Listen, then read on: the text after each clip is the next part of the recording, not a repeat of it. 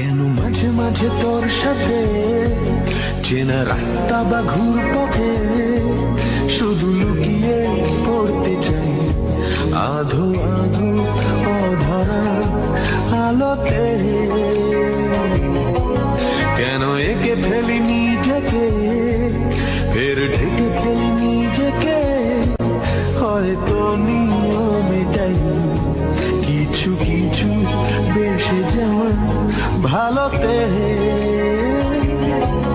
বলা হয়তো ওঠেনি যত কথা ছিল হয়ে,